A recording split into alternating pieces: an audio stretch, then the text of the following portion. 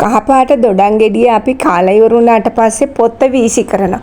මෙහෙම වීසි කරන පොත්තෙන් රන්වන් පාට වෙන්න රන්වන් පැක් එකක් හදනවා කියලා ඔයාලා දන්නේ නැහැ. රුපියල් 10 ගාණක් දීලා සැලොන් එකට ගිහිල්ලා පැක් එකක් දාගෙන එනවට වැඩිය අපි වීසි කරන්න ගන්න රන්වන් පාට දොඩම් ලෙල්ලේ තියෙන විටමින් C ප්‍රමාණය හුඟක්ම වැඩි. ඒ නිසා අපේ මූණේ අවුවට පිච්චිලා අවපැහැය වුණු සහ කුරුලය ලප අඳුරු ගතිය යවලා මූණට දීප්තිමත් පෙනුමක් ගන්න පුළුවන් මේ දොඩම් ගෙඩියේ පොත්තෙන් හදන පැක් එකෙන්.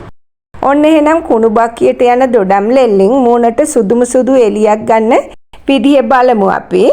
මේ රන්වන් පැක් එකට අවශ්‍ය වන දේවල් මේවා.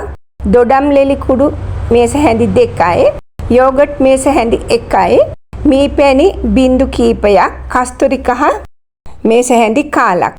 අපි බලමු ටිකක් මේ යොදා ගනු ලබන ද්‍රව්‍ය ගැන. දොඩම් ලෙලි හදාගන්න අපිට ගෙදරදීම පුළුවන් කඩෙන් ගන්නවට වඩා මම හදාගන්න හැටි කියන්නම් පස්සේ.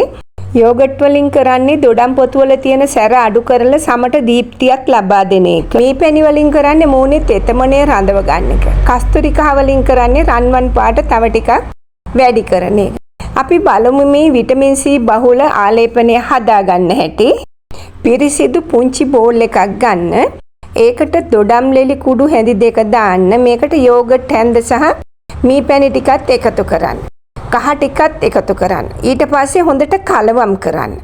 මුළු කාමරේම දොඩම් සුවඳ පැතිරෙන ලස්සන තැඹිලි පාට ක්‍රීම් එකක් ඔයාට ලැබෙවි මේක කලවම් කරාම. ඊට පස්සේ මේක ආලේප කරන්නේ මෙහෙමයි. මූණ සෝදලා තෙත මාතුව අරගන්න. දැන් මේ පැක් එක මූණේ සහ බෙල්ලේ හොඳට ආලේප කරන්න. හුඟක් වෙලාවට ඇස් වටේ ගන්න යන්න එපා. හේතුව දොඩම් වල සිට්‍රික් ඇසිඩ් තියෙන නිසා ඇස් දෙක දැවෙන්න පුළුවන්. ඇස් වටේ ඉඩ ඇරලා ගන්න. විනාඩි 15ක් හෝ 20ක් විතර ඉන්න. ටිකක් වෙලා යද්දි මූණ පොඩ්ඩක් දනවා වගේ දැනෙනවා. කූඹි කනවා වගේ දැනේ. බය වෙන්න එපා. ඒ කියන්නේ විටමින් C ඔයාලගේ සමට උරා ගන්න වෙලාව තමයි ඒ. මෙහෙම ගාගත්ත පැක් එක විනාඩි 20ක් යනකොට හොඳට වේලිලා තියේවි. ඊට පස්සේ අත වතුරෙන් තෙම මූණේ රවුමට මසාජ් කර කර ටික ටික සෝදලා හරින්න.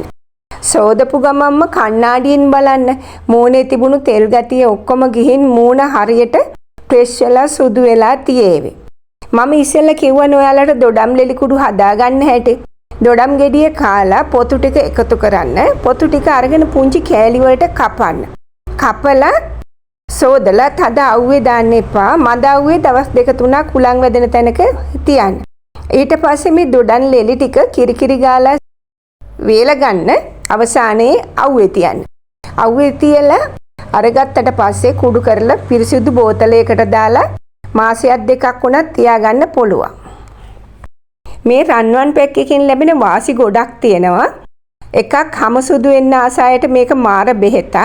හැම රැලි වැටිලා තියෙන එක නතර කරලා තරුණ පෙනුම රැක දෙනවා වැඩි හිටියයට.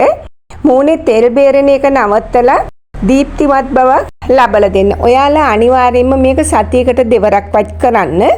මාස 2ක් හෝ 3ක් දිගට කරාම ඔයා සම්පූර්ණයෙන්ම ලස්සන මූණක් හිමි කෙනෙක් බවට පත් වෙලා තියේවි.